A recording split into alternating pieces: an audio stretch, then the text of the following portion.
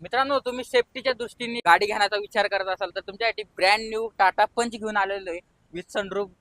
त्याचबरोबर तुम्हाला petrol plus CNG मध्ये गाडी असणार आहे. अलॉय व्हील्स वगैरे गाडीमध्ये फुल्ली लोडेड गाडी. आपल्यासोबत अमित सर आहेत.